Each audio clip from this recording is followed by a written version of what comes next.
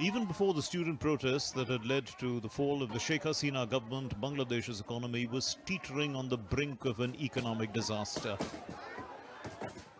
In 2022, the Hasina government had approached the IMF for a $4.5 billion bailout. Reports suggest the government received support from various multilateral agencies of $5.8 billion between 2019 and 2022. The government had offered stimulus packages and repeatedly claimed its economy had made a dramatic recovery. Bangladesh is currently facing significant financial challenges. Many of its problems are related to high cost of infrastructure projects, a crisis in the banking sector because of bad loans, and wasteful expenditure on the energy sector. The country is also suffering from capital flight. The chief advisor of Bangladesh, Mohammed Yunus, had indicated on taking charge that his government would prioritize economic reform. We will undertake robust and far-reaching economic reforms to restore macroeconomic stability and sustain growth. The country is battling floods, an annual monsoon occurrence in eastern parts of South Asia. The country has sought financial assistance, requesting billions in loans to stabilize its economy. Bangladesh has a problem with falling foreign exchange reserves, high inflation, an energy crisis, and overdependence on garment exports. The Economist chief advisor hopes to maintain comparative advantage. For our part, we won't tolerate any attempt to disrupt the global clothing supply chain in which we are a key player.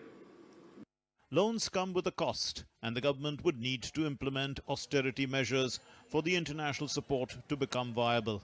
The World Bank has said it could mobilize an additional $2 billion in financing to Bangladesh in this fiscal year to support critical reforms, flood response, better air quality and health. It was youth power that brought about change in Bangladesh. Now they believe in a bright future. Our country is under construction, because it's kind of a newborn baby. So I think side by side we should be aware of what's going on in our country. Earlier, the U.S. Agency for International Development, USAID, had also committed some $202 million in aid to Bangladesh to advance development, empower the youth, strengthen democracy, improve health, and expand trade and economic opportunities. India sees the political churn in Bangladesh as an internal matter and continues to maintain stable neighborly relations. There's a change of government in Bangladesh, and we obviously deal with the government of the day. How we deal with that is through diplomatic channels, not necessarily through reports which may be reported by the press. The Bangladesh cricket team is in India on a much-anticipated tour for the cricket-loving citizens of both countries. The Economic Brief, DD India. So, Mr. Basu, would Bangladesh be able to bring about those reforms with Mohammed Yunus in the chair currently? The external balances are under some pressure. There's been a significant decline in foreign exchange reserves. Inflation is high. So they'll have to go through a period of some austerity while maintaining political stability, sufficient political stability for economic activity to resume on a normal basis. And arresting the leading businessmen in the country and so on is not the ideal way to do that. But nonetheless, that political churn needs to come to some sort of end soon, so that they can get ahead with economic austerity measures to try and reduce inflation and to stabilize the external balances. And of course, the key to stabilizing external balances is to get exports to operate on a more normal basis, and that is not going to be that easy in the midst of the political turmoil and churn. Right. So it's a difficult challenge, no doubt. But as you said, Mohammed Yunus is an economist. He hasn't been a practicing economist for some time, but he understands the issues quite well. Right. He's not a macroeconomist, but he knows the issues a lot better banking, than the typical. I'm sure. Yeah, of course he does. And he's a professor of economics. So he has the wherewithal to make progress. But you must remember he's 84 years old. He's a lot older than Joe Biden. So it's not it's a difficult balancing act for him. But the economic challenges are very significant.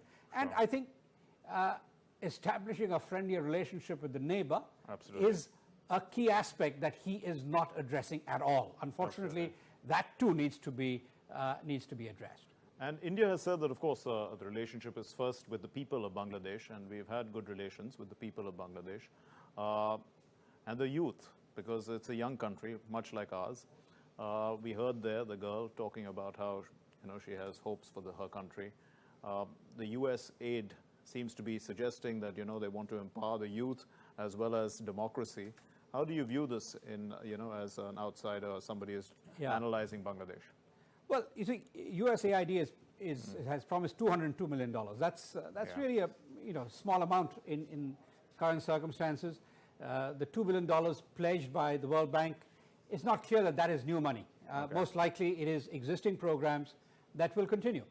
So what Bangladesh needs is the continued disbursement of the IMF program. That's one of the keys. And in order to do that, you'll have to meet the conditionalities that the IMF always puts in place for every country. And in Bangladesh's case, currently, it will involve some austerity, some cuts to public spending, which are very difficult to undertake. Now, politically, what Mohammed Yunus has said, unfortunately, when he came in, was the first thing he said is that this is the second liberation of Bangladesh. The question always arises, second liberation from whom and what? Yes, this is not, I mean, I think that was very poor language, but it was language that was appealing to the sort of non-Awami League elements of the polity. The Awami League has never got less than 40% of the vote in the country. So, you cannot operate without 40% of the people, including some of the cricketers in the Bangladesh cricket team who are MPs of the Awami League. So it is a difficult balancing act. I think if economic stability is to be restored, the first thing is to stop the political name calling, the political sort of retributions against anybody associated with the old regime, including Fazlur Rahman of Beximco, the largest business group in the country. So not just, I mean, if you look at the list of the top 10 exporters of garments from Bangladesh, at least 4 or 5 work very closely connected to the Awami League. Okay. So if you're going to demonize them all, it's very difficult to get too much done with regard to the economy. So it is a transition government, and I guess it needs to make that transition correctly. Thank you very much. But we also have Sri Lanka. I mean, I think Sri Lanka's election is 2 days away, and actually this is a country that has defaulted. Right. And it has defaulted on its sovereign obligations. It therefore is a special ward of the IMF and World Bank.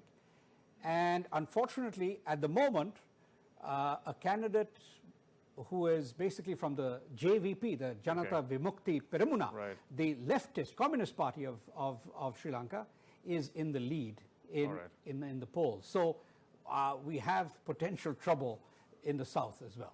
Okay, we'll leave it there. Thank you very much, Mr. Prasenjit Basu. Thank you for being with us here on the Economic Brief.